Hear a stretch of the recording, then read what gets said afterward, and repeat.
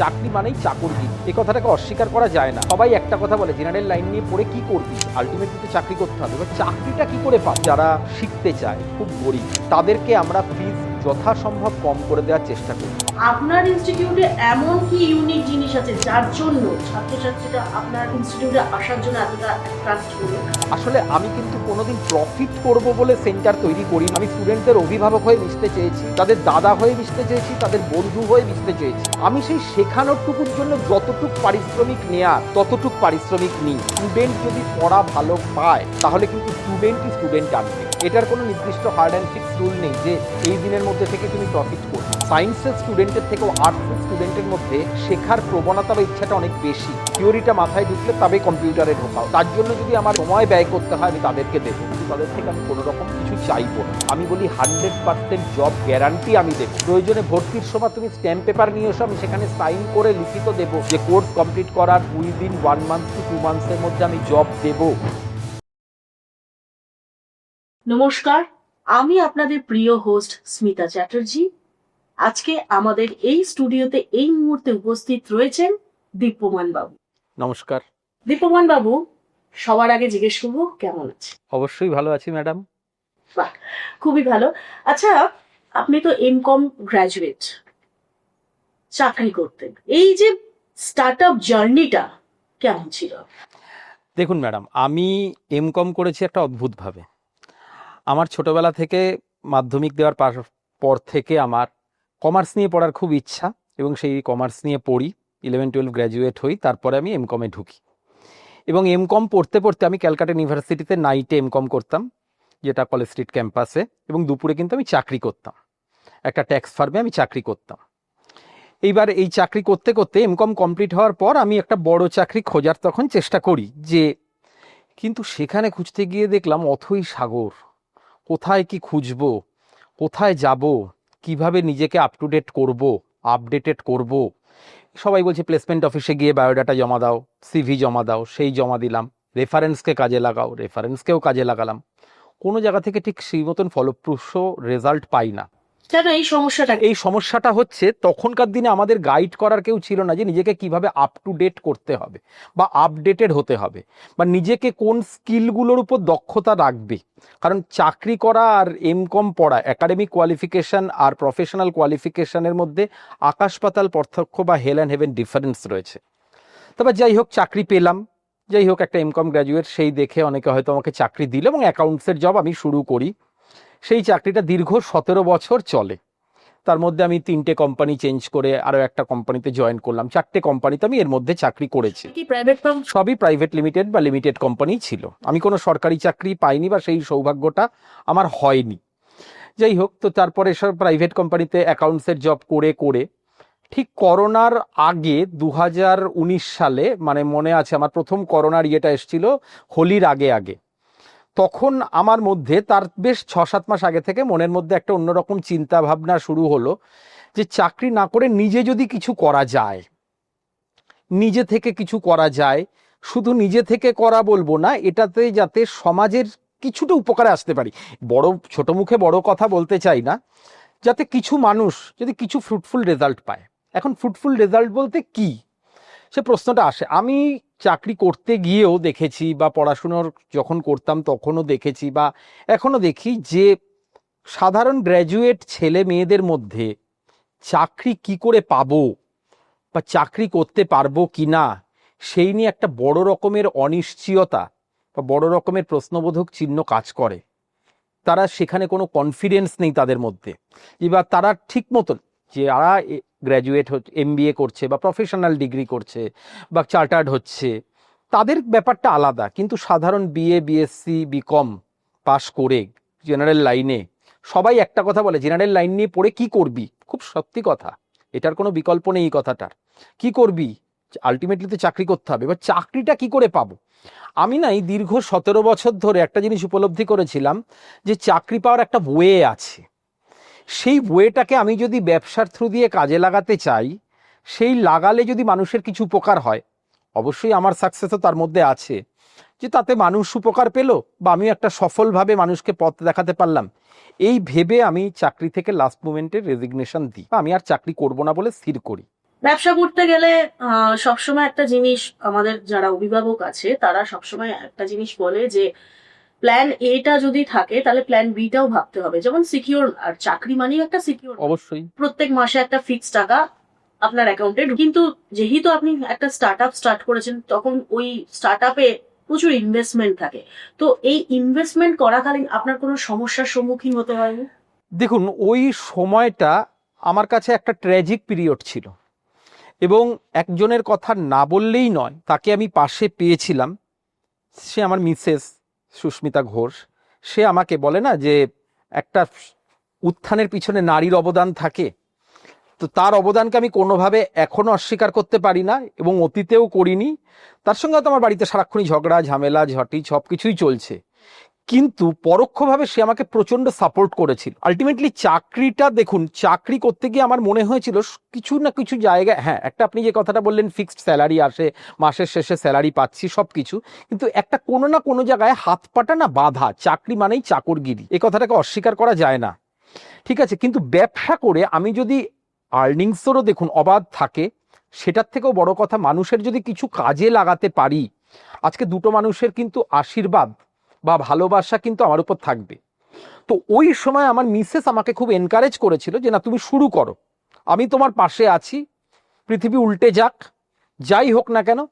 আমরা দুজন সেই রবীন্দ্রনাথের লাস্ট লাইন কবিতার মৃত্যুর মুখে দাঁড়িয়ে বলিব, তুমি আছো আমি আছি, ঠিক আছে? সেই জিনিসটাকে আমরা মন মন্ত্র করে আমরা কিন্তু ব্যবসাটা শুরু করেছিলাম। যদিও আমি শুরু করেছিলাম, কিন্তু আমার মিসেসের বা আমার স্ত্রীর এনকারেজ সেখানে পুরোপুরিভাবে পেয়েছিলাম।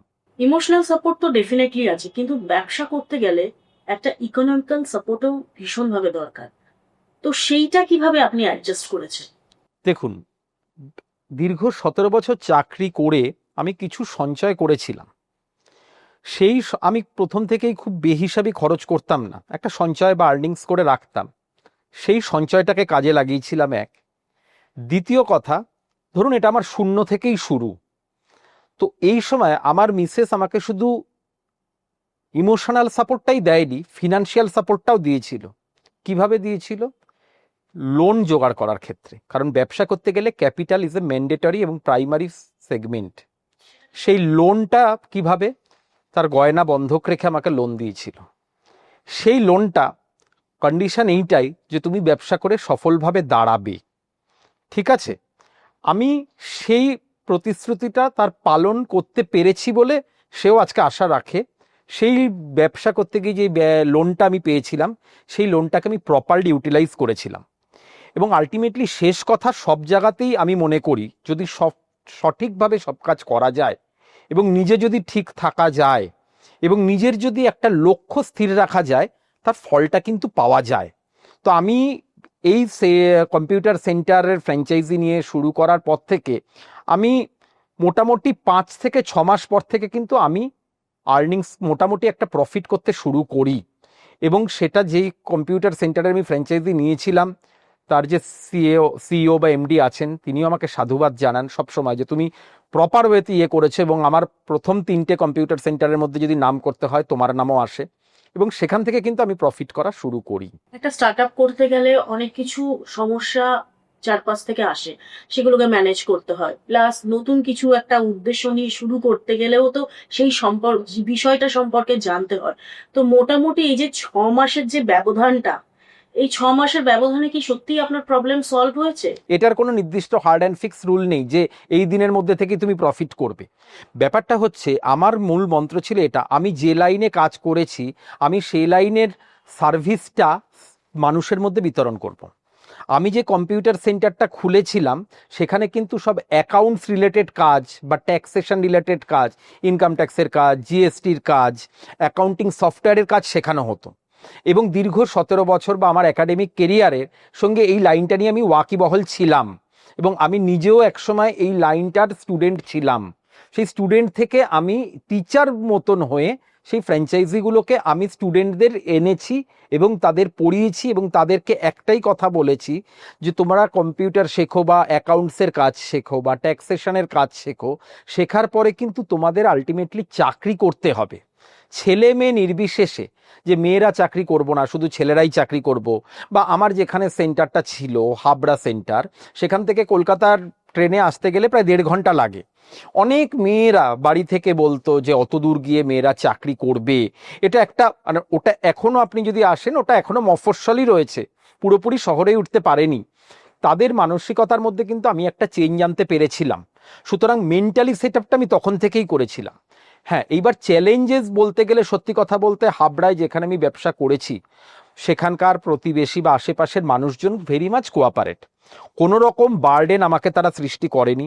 এবং পাশের আমি একটা বিজনেস কমপ্লেক্সেই আমার অফিসটা রয়েছে, এবং পাশের যারা রয়েছেন তারা সবাই পাশেই আমার মানে সেন্টারের পাশেই একজন স্কুলের অ্যাসিস্ট্যান্ট হেডমিস্ট্রেস থাকেন, একজন স্কুলের ইংলিশের টিচার থাকেন। তারা সবাই এসে আমাকে এনকারেজ করেছেন যে করো। আর এনকারেজমেন্টটা কিন্তু প্রতিবন্ধকতাকে এড়িয়ে যেতে অনেক ক্ষেত্রে সাহায্য করে। সুতরাং সেই রকমভাবে আমি একদম to be very practical literally speaking, যে আমি সেই রকমভাবে চ্যালেঞ্জ কিছু পাইনি। হ্যাঁ, কিছু কিছু চ্যালেঞ্জ পেয়েছিলাম, যে ধরুন তোমার এখানে কম্পিউটার সেন্টার বেশি দিন করা যাবে না, এই রকম। কিন্তু সেগুলো আমি দেখেছি আলটিমেটলি পরবর্তীকালে আমার কোনো খুব একটা প্রতিবন্ধকতা হয়ে দাঁড়ায়নি। আচ্ছা, একটা ইনস্টিটিউট যদি গড়ে তোলা হয় তার পাশাপাশি প্রচুর ফ্যাকাল্টি একটা টিম থাকে, ফ্যাকাল্টি টিম মেম্বার থাকে, এবং পাশাপাশি ইনিশিয়াল স্টেজে স্টুডেন্ট অ্যারেঞ্জ করতে হয়, কারণ শুরুতে স্টুডেন্ট পেতে তো একটু সমস্যা হয় অবশ্যই। ক্ষেত্রে। তো এই স্টুডেন্ট অ্যারেঞ্জ করা, এই ফ্যাকাল্টি টিম অ্যারেঞ্জ করতে কিরকম টাইম লেগেছে এবং কিভাবে আপনি এগুলোকে একসাথে ব্যবস্থা করছেন? দেখুন, এটা এই আমি বলতে পারি যে আমি ধরুন যখন ব্যবসা শুরু করব ভেবেছি আর ব্যবসা শুরু করেছি, এই দুটোর মধ্যে কিন্তু একটা গ্যাপ ছিল। আমি যখন ব্যবসা শুরু করব ভেবেছি এবং কি ব্যবসা শুরু করব ভেবেছি সেটা যখন ডিটারমাইন্ড হয়ে গেছি, তখন আমি কিন্তু প্রতিটা স্কুলে স্কুলে ভিজিট করতাম। স্কুলে বলুন বা কলেজে বলুন ভিজিট করতাম, নিজে নিজে লিফলেট দাঁড়িয়ে লিফলেট ডিস্ট্রিবিউট করতাম। ঠিক আছে, স্কুলের হেড স্যার হেডমিস্ট্রেসদের সঙ্গে আমি ডাইরেক্টলি গিয়ে কথা বলতাম যে আমি এরকম এখানে কম্পিউটার শেখাতে চাই, অমুক তারিখ থেকে আমি কম্পিউটার সেন্টার ওপেন করছি, আমি আমার স্টুডেন্টদেরকে এই এই জিনিসগুলো শেখাতে চাই, স্টুডেন্টদেরকে এই এই ফেসিলিটি আমি প্রদান করব, প্লাস জব ফেসিলিটি দেব। আপনারা আপনাদের স্কুলের স্টুডেন্টদের জন্য আমাকে একটা কনফারেন্সের ব্যবস্থা করে দিন বা সেমিনারের ব্যবস্থা করে দিন স্কুল কলেজ দুটো ক্ষেত্রে গিয়ে, যাতে আমি তাদের কথাগুলো বলতে পারি। এটা ধরুন আমি ব্যবসা শুরু করার 6 মাস আগে থেকেই এই চিন্তাটা কাজে নিয়ে, হয়তো তখন অফিসে চাকরি করি কিন্তু তখন আমার অফিসের লাস্ট স্টেজ, আমার অফিসে চাকরি করার মন নেই, হয়তো সপ্তাহে 6 দিন অফিস যেতে হতো, আমি হয়তো 4 দিন অফিস যেতাম, 2 দিনে স্কুল কলেজে গিয়ে আমি সেমিনার করতাম। চাকরিতে আপনার সমস্যা হয়নি? হ্যাঁ, চাকরিতে সমস্যা যে হয়নি সে কথা বলবো না, অবশ্যই হয়েছে। কিন্তু ওই যে বললাম, যে পেশেন্ট বাঁচবে না তার উপর কোনো ট্রিটমেন্টই কাজ করে না। ঠিক আছে, তা আমাকে উপর লেভেল থেকে ম্যানেজারিয়াল লেভেল থেকে সবাই থ্রেটও দিয়েছে, তোমাকে এরকম করলে চাকরিতে রাখবো না, তোমাকে সাসপেন্ড করব, এরকম থ্রেটও আমি পেয়েছি। কিন্তু আমি ভয় করিনি, কারণ আমি জানি আমাকে ছেড়ে দিতেই হবে আলটিমেটলি। ঠিক আছে, ছেড়ে দিলে আমাকে কেউ তখন কারোর ক্ষমতা নেই আমাকে ধরে রাখার। আর সেখান থেকে সব থেকে বড় কথা, আমি মানুষের উপকারের জন্য নেমেছিলাম, এবং আমি যাদেরকে শিখিয়েছি, আমি যে কোম্পানিতে লাস্ট চাকরি করেছি অন্তত 5 জন থেকে 10 জন স্টুডেন্টকে আমি সেই কোম্পানিতে ডাকতে পেরেছি, এবং তারা সেখানে চাকরি করছে, সফলতার সঙ্গে চাকরি করছে। এবং সেই যে টপ ম্যানেজমেন্ট আমাকে যারা থ্রেড দিয়েছিল এক সময়, তারা কিন্তু এখনই মাঝে মধ্যে ফোন করে বলে, দীপ্যমান তোর সঙ্গে একটু কথা বলতে পারি। তারা এক সময় এই কথাটা কিন্তু উচ্চারণ করতো না, কথা বলতে পারি, আজকে তারা আমাকে বলে কথা বলতে পারি, পারলে কিছু স্টুডেন্ট পাঠা, ফ্রেশার না, একটু দেখিস যেন এক্সপিরিয়েন্সড হয় রে বাবা। কেন ফ্রেশারদের কেন? এইটার জন্যই কিন্তু আমি নতুন আরো বড় বড় পদক্ষেপ নিচ্ছি। কারণ ফ্রেশার মনে করে সবাই যে ফ্রেশার হয়তো কাজ জানে না, তাকে কাজ শেখানো পড়ানোর জন্য এখন কোনো লোক নেই। এখন সবাই রেডিমেড জিনিস কিনতে চায়। আমিও যে সত্যি কথা বলতে, আমিও যে এখন প্যান্টটা পরে আছি না বা জামাটা পরে আছি, আমি বানাই না, আমি এখন রেডিমেড কিনি। সেই রেডিমেড জিনিসটাকে সবাই খুঁজতে চায়। কিন্তু আমার মেন ভবিষ্যতের পদক্ষেপ হচ্ছে ফ্রেশারকে কি করে এক্সপেরিয়েন্সড করে তোলা যায়, সেটাই আমার মেন উদ্দেশ্য বা লক্ষ্য। এই জন্যই আমি আইসিএল বা ইনস্টিটিউট অফ কম্পিউটার লার্নিং এর চিন্তা ভাবনা করছি। আচ্ছা, আপনাকে এই শুরুর দিকে কেন কম্পিউটার লার্নিং ফ্র্যাঞ্চাইজি নিয়ে কাজ শুরু করতে হয়েছে, কেন নিজস্বটা স্টার্ট করলেন? প্রথমে দেখুন, প্রথমে একটা বেস থাকা আমি মনে করি দরকার, এবং প্রথমে যত ঘাটবো ততই চিন্তা ভাবনা মাথায় নতুন নতুন আসবে। প্রথমে আমি একটা ফ্র্যাঞ্চাইজিতে যখন চাকরি ছেড়ে ফ্র্যাঞ্চাইজি নিয়ে ফ্র্যাঞ্চাইজি করতে গেলাম। আমি ভাবলাম যে ফ্র্যাঞ্চাইজি নিয়ে কাজ করলে হয়তো সমস্ত রকম সুযোগ সুবিধা পাবো, কিন্তু আলটিমেটলি আমি দেখলাম 3-4 বছর পর থেকে, আমি 2020 সাল থেকে শুরু করেছিলাম, আজকে 2025-এ, মানে 2024-এর এন্ড থেকেই আমি দেখলাম ফ্র্যাঞ্চাইজি ক্ষেত্রে অনেক রকম বাধা প্রতিবন্ধকতা রয়েছে। তারা ব্যবসায়িক দিকটাকে বেশি দেখে, প্রোভাইডেড দ্যাট সার্ভিস প্রোভাইড, মানে সার্ভিসটা তারা স্টুডেন্টদের যত না দিচ্ছে, পরিষেবা যত না দিচ্ছে, তার থেকে ব্যবসায়িক দৃষ্টিভঙ্গি বা স্বার্থটা অনেক বেশি। এর মধ্যে একটা বড় ডিফারেন্স বা গ্যাপ বা একটা ল্যাগ রয়ে গেছে, যেই ল্যাগটা আমি ঠিক মেনে নিতে পারছি না বা পারিনি। এখন সেই ল্যাগটা কি, এটা যদি বলতে হয় তাহলে ইলাবোরেটরি আলোচনা করতে হয়। ল্যাগটা কি?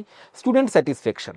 ধরুন একটা স্টুডেন্ট আজকে ভর্তি হলো ফ্র্যাঞ্চাইজ আমার সেন্টারে, তার উচিত সে প্রথম থেকেই সব রকম ফেসিলিটিগুলো সে পাবে। সে একটা টোটাল পোর্টাল আমার মনে হয় থাকা উচিত, তার মধ্যে সে কোন সেন্টার থেকে ক্লাস করছে সেটা সে অবগত হবে, কি কোর্স করছে সেটা সে অবগত হবে, স্টাডি মেটেরিয়ালস থাকবে। এবং আমরা প্রত্যেকটা স্টুডেন্টকে আনছি এইভাবেই যে তোমরা এখান থেকে ক্লাস করলে বা কাজ শিখলে তোমরা কিন্তু 100% জব পাবে। সবাই অ্যাসিওরেন্স কথাটা লেখে, আমি অ্যাসিওরেন্স কথাটাকে ঘৃণা করি, আমি অ্যাসিওরেন্স কথাটাকে নেগলেক্ট করি। আমি বলি 100% জব গ্যারান্টি আমি দেব। প্রয়োজনে ভর্তির সময় তুমি স্ট্যাম্প পেপার নিয়ে এসো, আমি সেখানে সাইন করে লিখিত দেব যে কোর্স কমপ্লিট করার উইদিন 1 মান্থ টু 2 মান্থসের মধ্যে আমি জব দেব। তুমি সেটা থানায় রাখবে, দিতে না পারলে পুলিশকে দিয়ে হাত করা পড়াবে। প্রোভাইডেড দ্যাট কন্ডিশন একটাই, তোমাকে ভালো করে ক্লাস করতে হবে।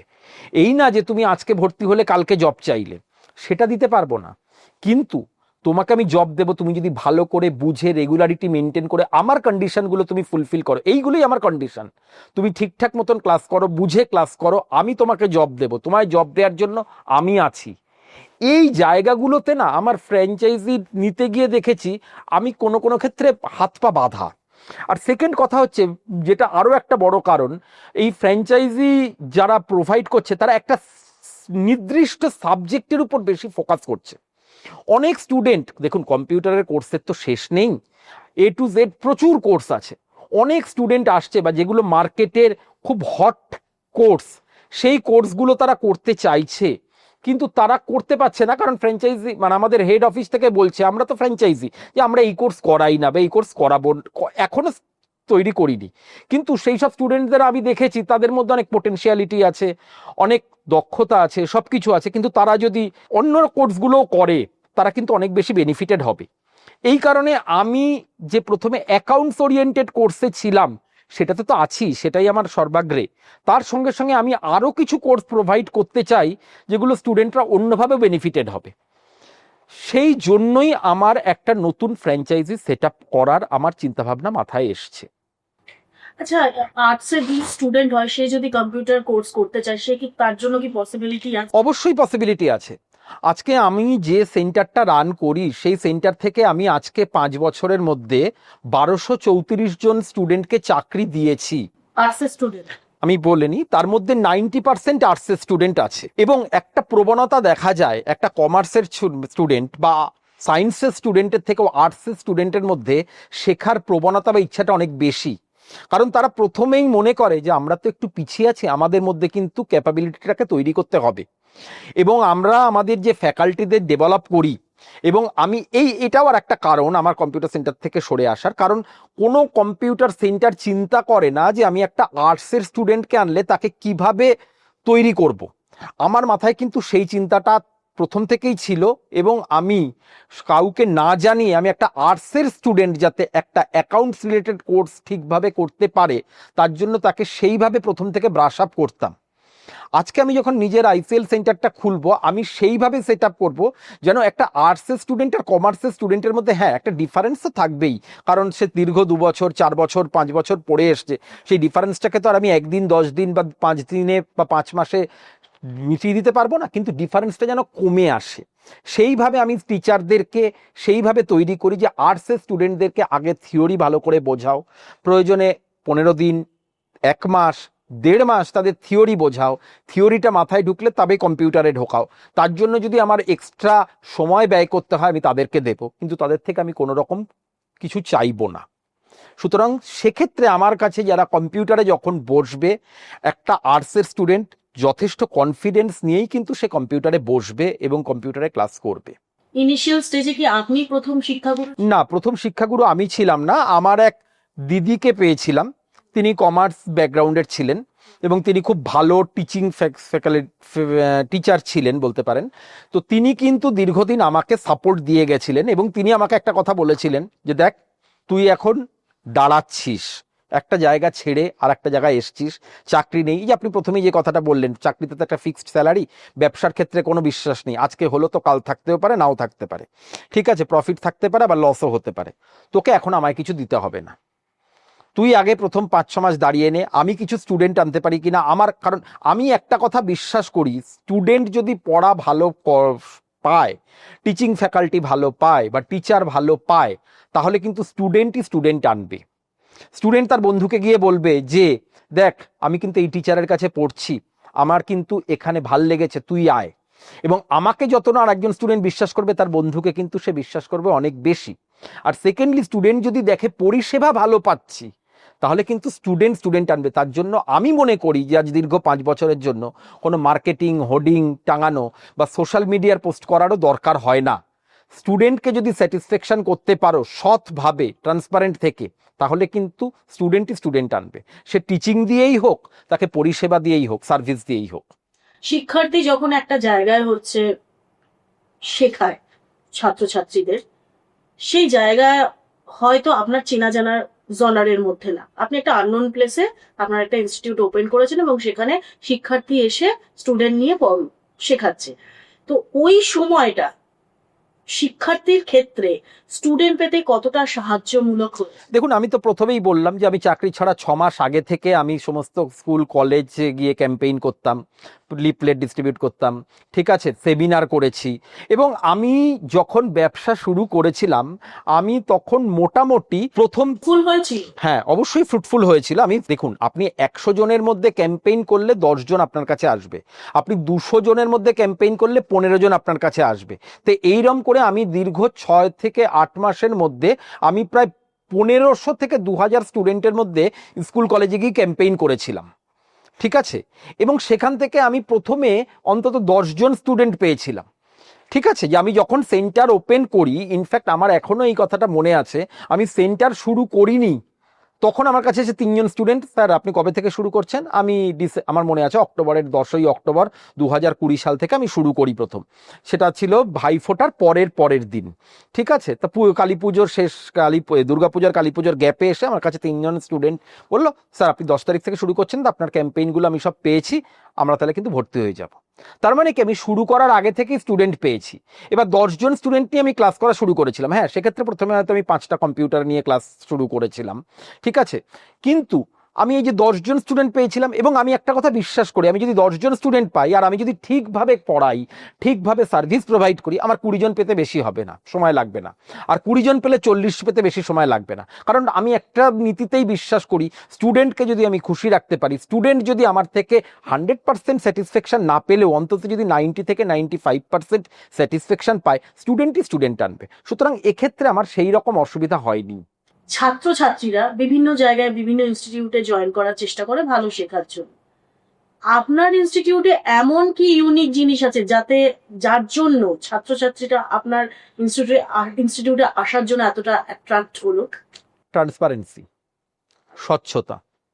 আমি প্রথম দিন থেকেই স্বচ্ছতাকে বিশ্বাস করি। মানে কিভাবে আপনি কিভাবে স্বচ্ছতাটাকে রিপ্রেজেন্ট করি? দেখুন, আমি ছাত্রছাত্রীদের পরিষ্কার বলেছি, তোমরা যদি এই ইনস্টিটিউটে ভর্তি হও, তোমরা এই কোর্স করতে পারবে, এই কোর্সের ডিউরেশন নেই। আমার কাছে ধরুন 15 রকমের কোর্স আছে। আমি পরিষ্কার স্টুডেন্টদের একটা কথাই বলেছি, এই 15 রকম কোর্স কিন্তু জব ওরিয়েন্টেড কোর্স না। তোমরা এই 4 রকমের কোর্স আছে বা 5 রকমের কোর্স আছে, এই কোর্সগুলো তুমি যদি করো তাহলে তুমি জব পাবে। এটা আমি প্রথম দিন থেকেই বলেছি, আজকেও বলছি, ভবিষ্যতেও বলবো। আজকে আমার 15টা হয়তো কোর্স আছে, ভবিষ্যতে হয়তো আমার 30টা কোর্স হবে, কিন্তু আমি সেখান থেকে 30টা কোর্সকেই আমি জব রিলেটেড কোর্স করতে পারবো না, কারণ এখনো মার্কেটে সেই জিনিসটা আসেনি। কিছু কিছু প্রফেশনাল কোর্স আছে আর কিছু কিছু আছে হচ্ছে এডুকেশনাল কোর্স, এটাকে মাথায় রাখতে হবে। আমি স্টুডেন্টদের মধ্যে প্রথমেই সেগ্রিগেশনটা করেছি, বিভিন্ন সেমিনারে গিয়ে, বিভিন্ন স্টুডেন্ট কনফারেন্সে গিয়ে বা লিফলেট ডিস্ট্রিবিউট করার সময়, যে এইগুলো হলো প্রফেশনাল কোর্স। তোমরা কি চাকরি করতে চাও? তুমি আজকে কলেজে পড়ছো, তুমি আজকে কলেজে বিএ পড়ছো, পড়ছো বা বিএসসি পড়ছো বা বিকম পড়ছো, কেন পড়ছো? তুমি তো নিশ্চয়ই চাকরি করার জন্য। সবাই একটাই কথা বলেছে সেই সময়ে দাঁড়িয়ে, স্যার আমি কিন্তু সরকারি চাকরির জন্য খাটতে চাই। আমি বললাম খুব ভালো, অবশ্যই সরকারি চাকরির তো বিকল্প এখনো ভারতবর্ষে নেই, এবং সরকারি চাকরি একটা মানে নিশ্চিন্তের চাকরি। কিন্তু যদি সরকারি চাকরি না হয়, সবাই যে হয় তা তো না, যদি না হয় তাহলে তুমি কি করবে? তাহলে কি তুমি শেষ? তা তো না, প্ল্যান বি তোমায় ভেবে রাখতে হবে, তোমায় প্রাইভেটে জব করতে হবে। তাহলে সুতরাং তুমি এমনভাবে তৈরি করো, তুমি সরকারি চাকরিটাকে মেন প্রাধান্য দাও, প্রিভিলেজ দাও, দেওয়ার সঙ্গে সঙ্গে তুমি প্রাইভেটে যাতে জব করতে পারো তার জন্য তুমি নিজেকে 2 থেকে 2.5 ঘন্টা তোমার ব্যক্তিগত সময় থেকে স্পেন্ড করো, যাতে আমার কোনো কারণে এটা যদি সফল না হতে পারি, আমি হয়তো খারাপ লাগবে, মনে কষ্ট হবে, কিন্তু আমি যেন শেষ না হয়ে যাই, আমি একটা প্রাইভেট কোম্পানিতে জব করতে পারি। এবং আমি স্বচ্ছতাটা, এই যে ম্যাডাম আপনি বললেন আমাকে এই কথাটা যে অন্য সেন্টারের থেকে আমার ইউনিক কি, হয়তো আমি অন্য সেন্টারের মতো এখনো যথাপ্রতিষ্ঠিত হয়ে উঠতে পারিনি বা অত রেপুটেড হতে পারিনি, কিন্তু আমি স্টুডেন্টদেরকে ভাই বোনের সঙ্গে মিশি। আমি আজকে সেন্টার হেড হয়ে আমার স্টুডেন্টের রাত্রি 12টার সময় হোয়াটসঅ্যাপে চ্যাটের রিপ্লাই দিই, 1টার সময় ফোন করলে তার সঙ্গে কথা বলি, তাকে 12টার সময় ফোন করে জিজ্ঞাসা করি কিরে প্র্যাকটিস হচ্ছে তো, ঠিক মতন প্র্যাকটিস করছিস তো, করবি তো। আসলে আমি স্টুডেন্টদের সঙ্গে কোনোদিন হেড অফ ফ্র্যাঞ্চাইজি বলে মিশিনি, আমি স্টুডেন্টদের অভিভাবক হয়ে মিশতে চেয়েছি, তাদের দাদা হয়ে মিশতে চেয়েছি, তাদের বন্ধু হয়ে মিশতে চেয়েছি। স্টুডেন্টরা আমাকে ভালোবেসেছে, আজকে স্টুডেন্টের ভালোবাসার জন্যই আমি এত বড় সেন্টার করতে পেরেছি এবং ভবিষ্যতে আরো পদক্ষেপ নিচ্ছি। আমার মেন শক্তি হচ্ছে স্টুডেন্টরা, স্টুডেন্টদের সঙ্গে আমি প্রতিটা কথা শেয়ার করেছি। আজকে একটা স্টুডেন্ট তার ব্যক্তিগত সমস্যাও আমাকে বলেছে। আমার কাছে এমন একটা স্টুডেন্ট আছে, আমার মনে পড়ে আমি যখন প্রথম সেন্টার খুলি, আমার প্রথম দিককার একজন স্টুডেন্ট, একটি মেয়ে স্টুডেন্ট, সে ক্লাসে আসতো, তার 6টা থেকে সন্ধ্যে 6টা থেকে ক্লাস ছিল, 7টার সময় ক্লাসে আসতো, 1 ঘন্টা লেট, একদিন হতে পারে, 2 দিন হতে পারে, প্রত্যেক সপ্তাহে এরকম লেট। একদিন এসে আমাকে বললো স্যার একটু শুনুন, বলে আমাকে বাথরুমের দিকে নিয়ে গিয়ে দেখি আমার পায়ের উপর লুটিয়ে পড়েছে। মেয়েটার নাম আমি বলতে চাই না, কারণ হয়তো এটা একদিন সবাই শুনবে। মেয়েটার আমার পায়ের উপর লুটিয়ে পড়েছে, স্যার আমার না একটা ছেলের সঙ্গে অ্যাফেয়ার্স আছে, এটা আপনি বাইরে কাউকে বলবেন না, আপনি একটু দেখুন স্যার। তো এই যে মেয়ে, তাদের পার্সোনাল কথাগুলো তারা আমাকে শেয়ার করতে পেরেছে, মানে স্টুডেন্টরা আমাকে মনে করেছে যে তাদের স্টুডেন্ট বন্ডিংটা আমি করেছি। স্টুডেন্ট বন্ডিংটা দরকার অধিকাংশ জায়গাতে, যে জায়গাতে সবাই হয়, কোনো সেন্টার হেড হোক, কোনো মানে ব্র্যান্ডেরই হেড হোক, কেউ কিন্তু স্টুডেন্টের সঙ্গে ডাইরেক্ট কথা বলে না। আমি সেই জিনিসটাকে রাখিনি এবং ভবিষ্যতেও রাখবো না। আমি স্টুডেন্টদের সঙ্গে ডাইরেক্ট কথা বলি, স্টুডেন্টদের ডেকে তাদের সঙ্গে কথা বলি। আমার এমনও স্টুডেন্ট আছে যারা আজকে চাকরি করে, তারা আমার সঙ্গে দাঁড়িয়ে আজকে সিগারেটও খাচ্ছে। আমি স্টুডেন্টদের সঙ্গে বন্ধুর মতন মিশেছি, আমি সেই জিনিসটাই বজায় রাখতে চাই। স্টুডেন্টরা বিশ্বাস করেছে, বিশ্বাসে মিলায় বস্তু তর্কে বহুদূর, সেই বিশ্বাসের জায়গাটাকে তারা আমার কাছে রেখেছে। আচ্ছা, এই ফ্যাকাল্টি টিম যারা আর কি আপনাদের ইনস্টিটিউটে আছে, ইনিশিয়াল স্টেজে তারা কি খুবই প্রফেশনাল ছিল নাকি খুবই ইমোশনালি আপনার সাথে অ্যাটাচড হয়েছে? এই জায়গাটা নিয়ে একটু কন্ট্রোভার্সি আছে বা করে দেখুন, প্রথমে আমার কাছে অনেক ফ্যাকাল্টি এসছিল। প্রথমে যখন আমি মোটামুটি আমি বললাম প্রথম 5-6 মাস আমার একজন দিদি আমাকে সাপোর্ট করে দিয়ে গেছিলেন, তিনি প্রফেশনালি মানে এক্সপিরিয়েন্স ফ্যাকাল্টি ছিলেন, কিন্তু তিনি আমাকে স্নেহপরায়ণতা বশত আমাকে সাপোর্ট করে দিয়ে গেছিলেন। তারপর যখন উনি আর আসতে পারছিলেন না, উনি বালিতে থাকতেন, বালি থেকে এসে হাবড়ায় প্রত্যেকদিন ক্লাস করাতেন। একটা মহিলা, তার পক্ষে অসম্ভব হয়ে উঠেছিল এবং প্রায় 50 বছর বয়স হয়ে গেছিল, এজেড। তার প্রতি আমার সঙ্গে সে এখন আর এখানে থাকে না, বর্ধমান চলে গেছে, এবং আমার সঙ্গে প্রায়ই কথাবার্তা হয়।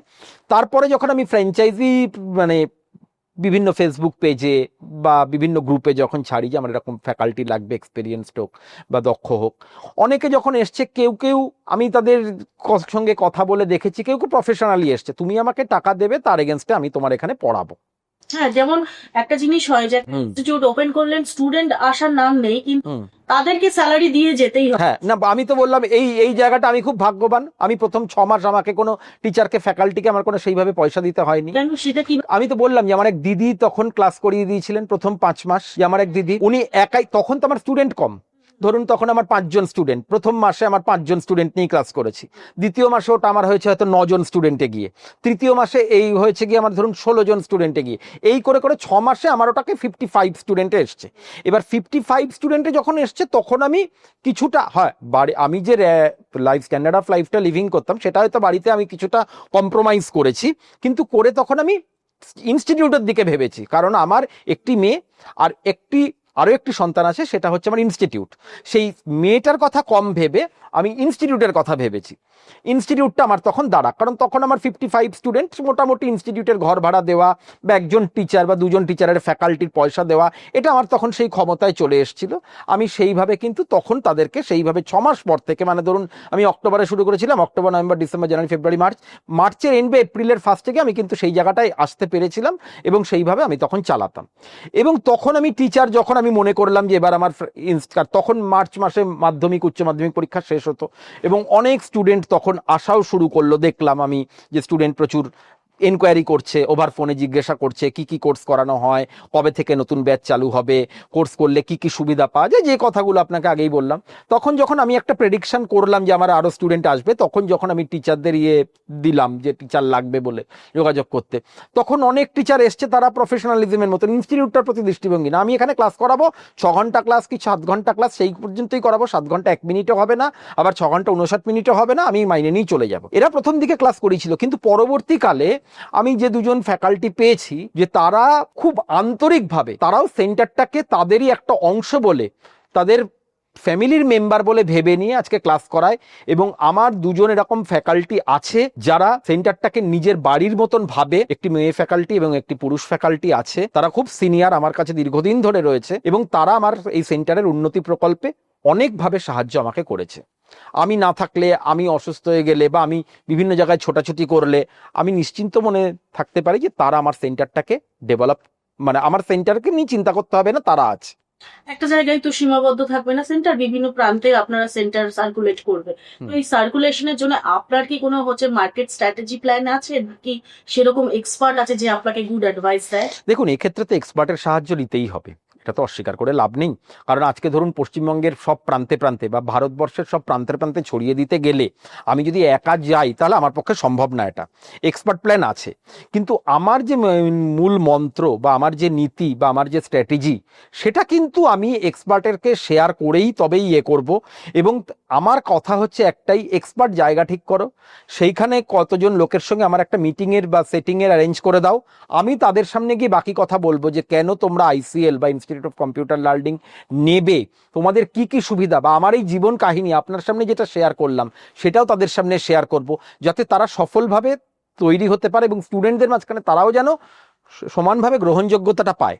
এবং আমার একটাই মূল মন্ত্র, আমি সবাইকেই বলবো, ফ্র্যাঞ্চাইজি যারা আমার নেবে তাদের, ফ্র্যাঞ্চাইজি হেড এবং স্টুডেন্টের মধ্যে একটা ভালো বন্ডিং থাকতে হবে।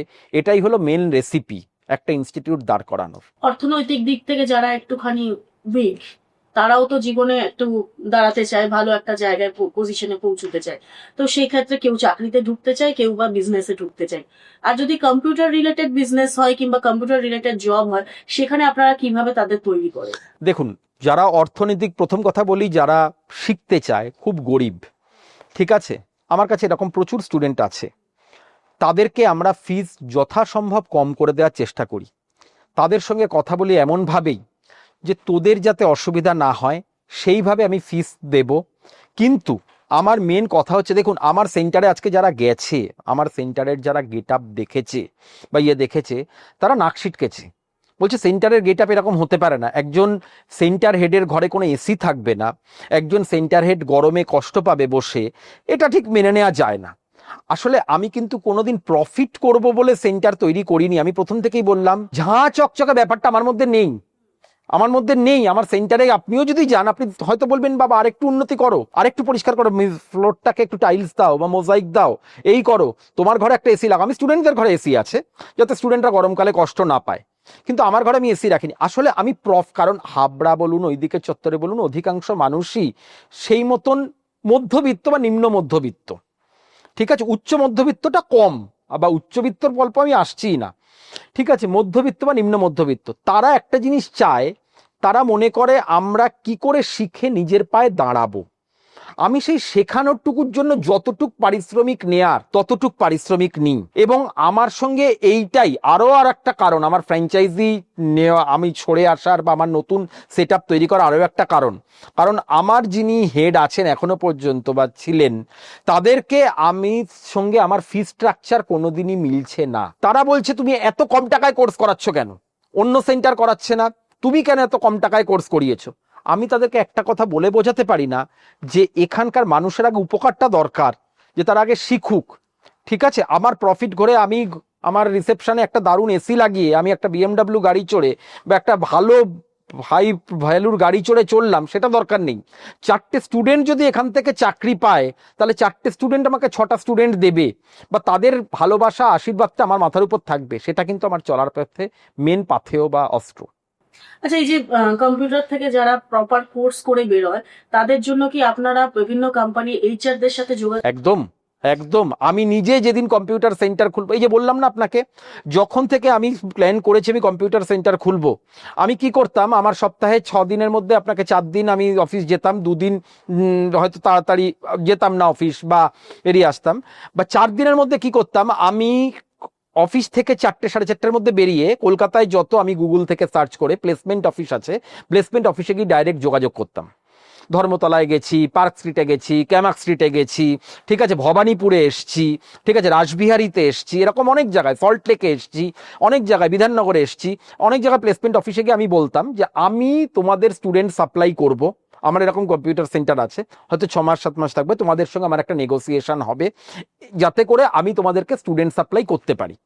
এইরকম করে আমি যে জিনিসটা করেছি, আমি বেশ কিছু প্লেসমেন্ট অফিসের সঙ্গে একটা নেগোসিয়েশন বা একটা চুক্তি করতে পেরেছি যে ঠিক আছে তোমরা আমি তোমাদের স্টুডেন্ট পাঠাও, সেখান থেকে আমরা স্টুডেন্টকে চাকরি দেব। এই রিলেটেড কোনো ব্যাড ইম্প্যাক্ট হয়েছে যে স্টুডেন্ট আপনি প্রোভাইড করেছেন অথচ তারা পারফরমেন্স ভালো দেয়নি? হ্যাঁ, এটা যে হয়নি তা না, এটা মিথ্যা কথা বলবো না যে আমি স্টুডেন্ট প্রোভাইড করেছি, তারা হয়তো বেশি দিন চাকরি করতে পারেনি, তাদের হয়তো সেইভাবে শেখেনি, এরকম ব্যাড ইম্প্যাক্ট যে একদম নেই তা না, এটা তো হতে পারে না, কারণ একটা প্লেয়ার সারা জীবনের ইনিংস খেললে কোনো ইনিংসে শূন্য হবে না, এটা তো হয় না, সে বিরাট কোহলি বলুন, সচিন তেন্ডুলকারই বলুন, যেই বলুন না কেন, এরকম হয়েছে, কিন্তু সংখ্যাটা খুব সীমিত। সেই স্টুডেন্ট আমার কাছে ফিরে এসেছে, আমি তাকেও দোষারোপ করিনি, কারণটা কি, সে হয়তো শিখতে পারেনি, বা সবার মেন্টালিটি তো সমান হয় না, এটা ম্যাডাম মেনে নিতেই হবে, সবার মেন্টালিটি সমান হয় না, কেউ শিখতে চায় নিজের তাগিদে। আসল কথা হচ্ছে যে নিজের অন্তর থেকে টান আসবে বা পেটের থেকে টান আসবে, সেই কিন্তু সফল হবে। আমি তাকে শুধু রাস্তাটা দেখাই। আর এই কম্পিউটার সেন্টারে মানে শিখতে গিয়ে আরো অনেকেরই তো ইচ্ছা থাকে যে বিদেশে গিয়ে চাকরি করবে, তো সেরকম কোনো সুযোগ এসছে আপনার এখানে দেখুন, আমার এখান থেকে দুটো আমাদের টিসিএস জব? দেখুন, অত বড় সেট আপ আমার এখনো হয়ে ওঠেনি, তবে ভবিষ্যতে আমার আইসিএল নিয়ে সেরকম চিন্তা ভাবনা আছে। তবে রিসেন্ট গত বছর বাংলা মিডিয়ামের স্টুডেন্ট হয়ে হ্যাঁ তারা একটা জায়গায় গিয়ে ভাবে যে আমি বাংলা মিডিয়াম থেকে পড়েছি, আমি তো ইংলিশ, এক্স্যাক্টলি, কিন্তু কম্পিউটারের প্রতি তার একটা ভালোবাসা আছে এবং সেটাই খুব পারদর্শী আছে, সেখানে একটা প্লেসমেন্ট হয়তো আপনার কাছে পেলো, শিখলো, এবং তারপর ভবিষ্যতে গিয়ে যদি বিদেশে চাকরি করার ইচ্ছেটা থাকে। এক্স্যাক্টলি, আমি একটা কোর্স চালু করেছিলাম আমার সেন্টার, এবং আইসিএল এও আমি রাখবো, ইনস্টিটিউট অফ কম্পিউটার লার্নিং এ এসএপি ফিকো বলে একটা কোর্স, খুব হাই প্রোফাইল কোর্স, এবং আমার হাবড়া থেকে আমি করিয়ে ওখান থেকে 3জন ছাত্রকে আমি আইটি সেক্টর জেনপ্যাক্টে চাকরি দিয়েছি। আচ্ছা, জেনপ্যাক্টে তারা চাকরি পেয়েছে, এবং 2জন ছাত্র আমার ওখান থেকে করে আজকে গালফ কান্ট্রিতে চাকরি করছে, গালফ কান্ট্রিতেও কিন্তু ট্যালি আছে, গালফ কান্ট্রিতে চাকরি করছে। এবং ইনফ্যাক্ট আমারই এক বন্ধুর বউ লন্ডন থেকে, ম্যানচেস্টার থেকে কিন্তু আমার কাছে অনলাইনে ক্লাস করে, সেও ট্যালির উপলব্ধি করেছে এবং করে কিন্তু সে এখন ফ্রিল্যান্সিং এর জবও করছে। এই যে বিদেশি স্টুডেন্টরা আছে আপনার কাছে কোর্স শিখছে, পড়াশোনা করছে, তো সেক্ষেত্রে কি আপনার ব্র্যান্ডিং এর কোনোভাবে লাভ হচ্ছে?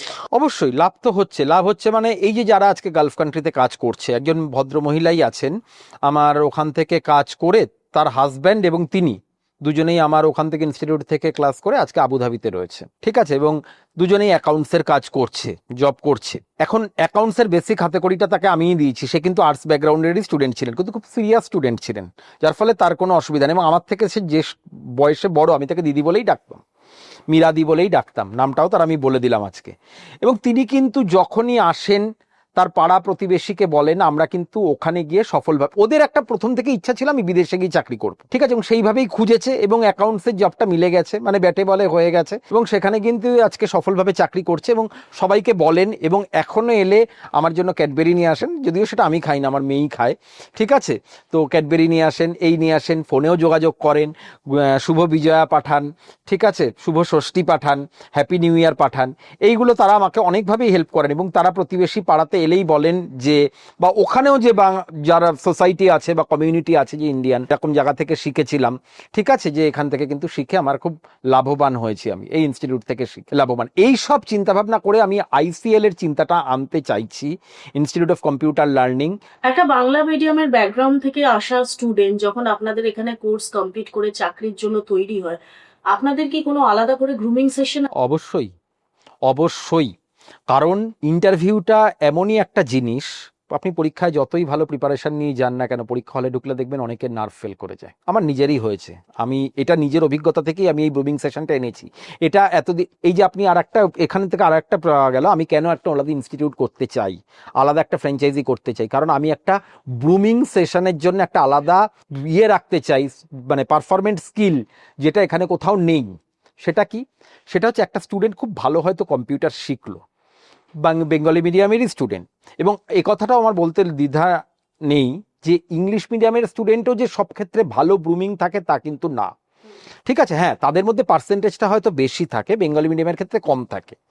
এইবার তাকে নিয়ে কোর্স কমপ্লিট করার পরে অন্তত 15 দিন থেকে 1 মাস ভালো করে ঘষা মেজার মধ্যে পড়ে তার সিভি তৈরি করে দেওয়া। একটা সিভি আমি মনে করি বিয়ের কার্ডের মতন। বিয়ের কার্ড যদি খুব জেনারেল হয়, লোকে দেখে পাবো ভালো খাওয়া দাওয়া হবে না, মুরগির মাংস হবে, ঠিক আছে, কিন্তু বিয়ের কার্ডটা যদি খুব ঝিকঝ্যাক হয় তাহলে বলবে না মাটন হবে, বিরিয়ানি হবে, আমি খেতে যাবই, দারুণ কার্ডটা। সেই সিভিটা পহেলে দর্শনধারী ফিরসে গুণ বিচারি, ঠিক আছে, তেমনি সিভিটা কিন্তু একটা খুব ভাইটাল জিনিস। প্রথম আমার কাজ হচ্ছে তাকে তৈরি করব সিভি কেমন করে আপডেটেড এবং খুব লিউক্রেটিভ বানাতে হয়, সেই জিনিসটাকে আমি ফার্স্ট মাথায় রাখি। তারপর তার মধ্যে ইন্টারভিউ বোর্ডের 45 মিনিট বা 1 ঘন্টা বা 2 ঘন্টা, বা বড় বড় আইটি সেক্টর হলে বা বড় বড় ব্র্যান্ডেড কোম্পানি হলে সেখানে বিভিন্ন রাউন্ড ইন্টারভিউ হয়, first round, second round, third round, fourth round. সেই রাউন্ডগুলো কি কি হতে পারে সেগুলো তাকে কাস্টম করা, ঠিক আছে। এইচআর লেভেল বলতে সেটা কিন্তু সব থেকে মারাত্মক লেভেল আমি মনে করি, কথা বলা, ঠিক আছে, tell me something about yourself, এই কথাটা সব ইন্টারভিউতে কমন মোরাললেস। এইটা কি করে সে বলবে, এর জন্য আমার টোটাল আইসিএল এ ব্রুমিং পার্টনার থাকবে, সে টোটালি তাকে ডেভেলপ করবে, তার পার্সোনালিটি, তার স্কিল, যাতে করে সে ইন্টারভিউ বোর্ডে গিয়ে ভালো রকম যুদ্ধ করতে পারে। জিতুক কি হারুক দ্যাট ইজ ডিফারেন্ট, সেটা পরের প্রশ্ন, কিন্তু সে যাতে সসম্মানে যুদ্ধটা করতে পারে। এতে আমি মনে করি তার এমপ্লয়ার তার প্রতি একটা অ্যাট্রাকশন আসবে, এবং এই যে এমপ্লয়ার প্রথম থেকেই একটা বিচার করে না যে আমি ফ্রেশার চাই না, আমি এক্সপিরিয়েন্স চাই, এমপ্লয়ার কিন্তু শুধু আমি মনে করি পারফরমেন্সটা বা জব স্কিলটাই বিচার করে না, তারা একটা এই জিনিসটাও কম হলেও ভাবে যে ইন্টারভিউটা হয়তো সে প্রথম দিতে এসে কিছু বলতে পারবে না, 10টা যে এক্সপিরিয়েন্স, তার যদি 10টা জায়গায় ইন্টারভিউ দেওয়ার অভিজ্ঞতা থাকে, সে 11টা জায়গায় গিয়ে ভালো করে ইন্টারভিউ দিতে পারবে, ঠিক আছে। কিন্তু যে ফ্রেশার, সে একদম প্রথম যদি ইন্টারভিউ দিতে আসে, সে ইন্টারভিউ বোর্ডে গিয়ে তাকে কিছু চেনা যাবে না।